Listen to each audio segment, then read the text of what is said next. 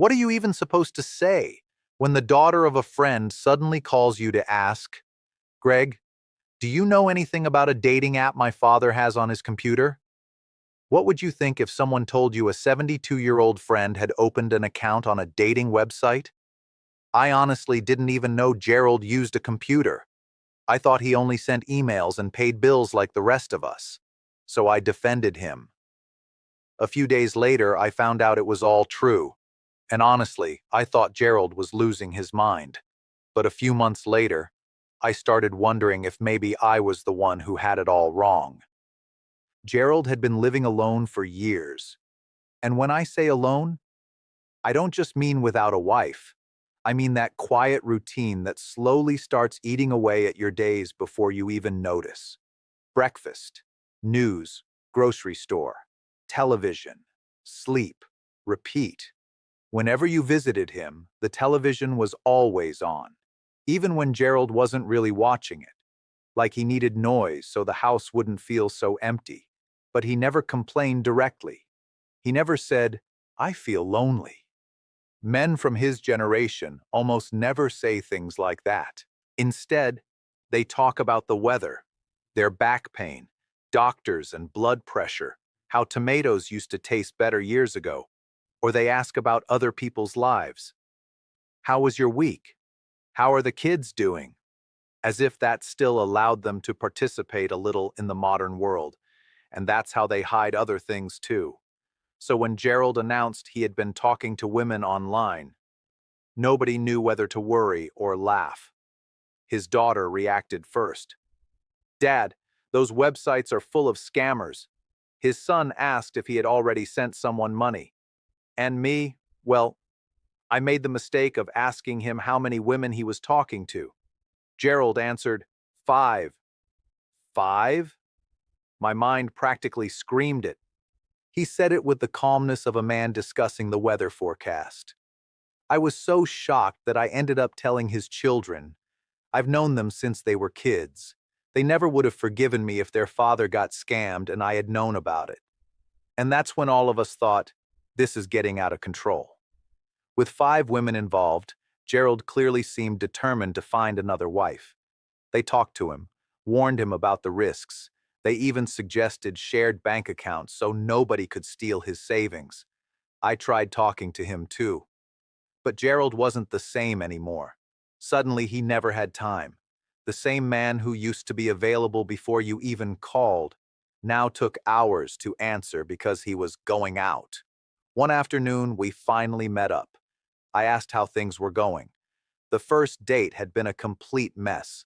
The woman spent the entire dinner talking about natural supplements and how sugar destroys human emotions. She didn't eat meat, didn't eat fish, barely ate vegetables because everything has chemicals now. And she kept repeating that, at our age, we're not young anymore. Gerald came home exhausted.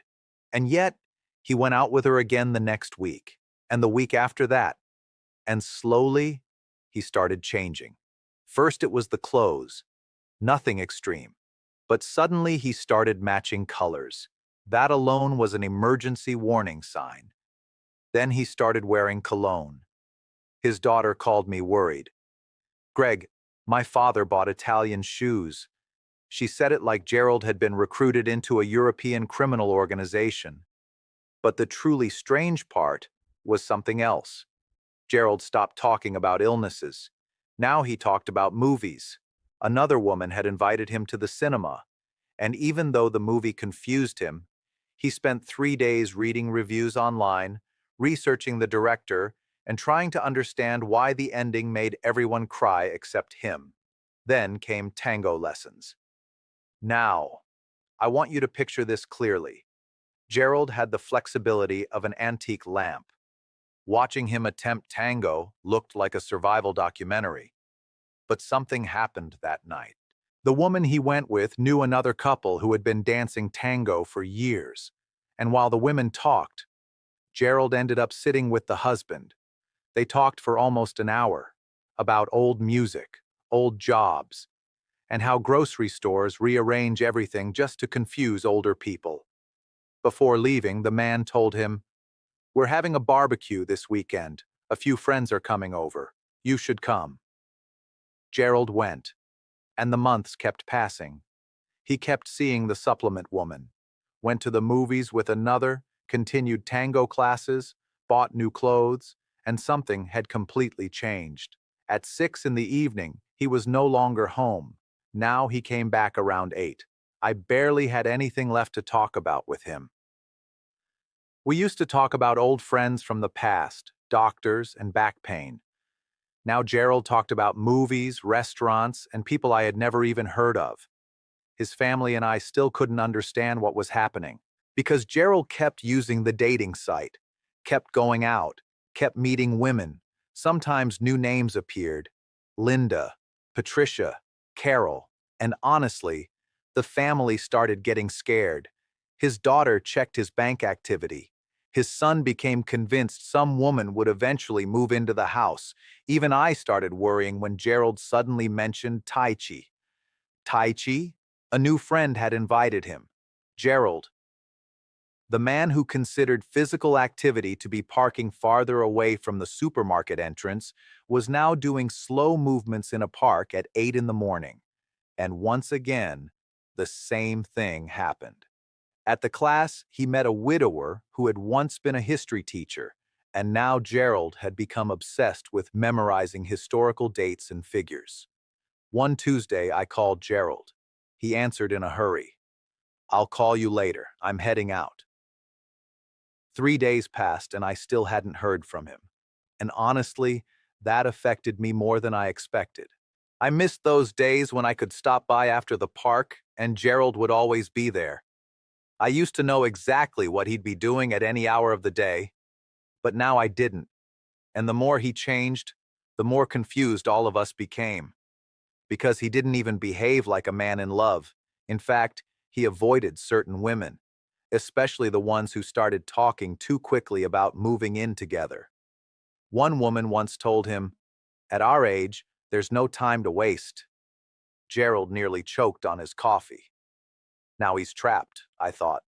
If they pressure him, he'll get married again. So one night I went to his house. I expected to find him on a romantic video call with some woman. But no, he was watching tango tutorials on YouTube.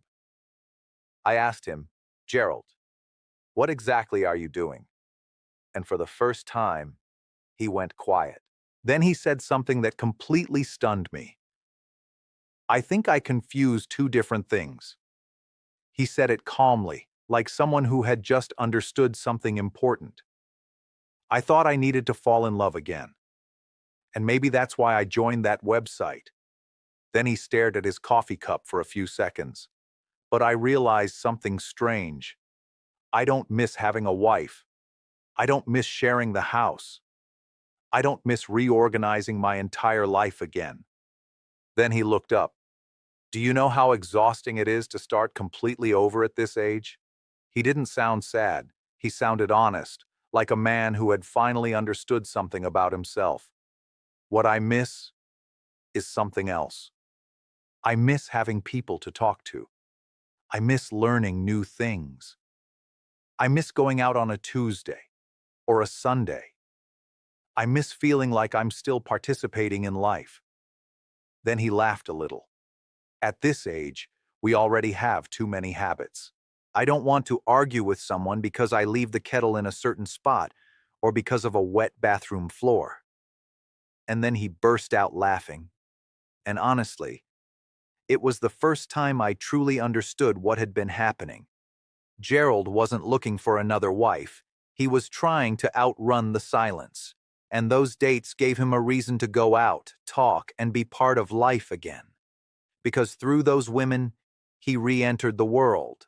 He started meeting people again, going out again, laughing again, having new stories again. He even started spending more time with people who were looking for the exact same thing he was: companionship, friendship, conversation, not romance. And suddenly everything made sense. The tango, the tai chi, the dinners, the messages. This wasn't a man chasing love. It was a man rebuilding community. And the most uncomfortable part of all was realizing something about myself. I ate lunch alone almost every day too. I hadn't made a new friend in years either. People think aging is only about wrinkles or pain, but sometimes it starts much earlier. It starts when we stop having something to look forward to during the week. It starts when every day begins to feel the same. And Gerald, after years, finally had something to look forward to again. But I still had one question left. Weren't you afraid of getting scammed? We didn't grow up with computers. We don't know how to protect ourselves from fraud. Gerald looked at me the way a father looks at a child and answered, "Nobody offered to help me with this challenge. They only criticized me." Then he smiled. So I talked to my neighbor, the 32-year-old guy who lives across the street. I told him what I wanted to do, and he taught me how to check if people's photos and information were real. And he told me that if I ever had doubts, I should call him. Then he added something I still remember. And the women I went out with were lonely too. We kept each other company. For a moment, I didn't know what to say. Good Lord, this old man had been ahead of all of us the entire time. I think a lot of people misunderstand loneliness because it doesn't always show up when love is missing.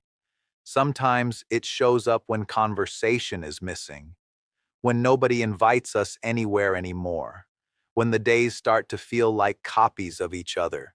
And maybe that's why this story stayed with me, because Gerald walked in looking for a partner and ended up finding something completely different. Friends, conversations, places where someone noticed if he didn't show up.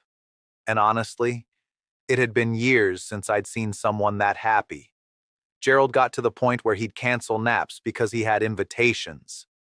Meanwhile, I'm still eating lunch alone, and I'm running out of new things to talk about. Maybe I should ask Gerald's neighbor for some advice. Then again, maybe I should ask you, do you know a Gerald or a Greg? And if you've figured out how to make new friends as an adult, leave me a comment. My lunch conversations could use the help.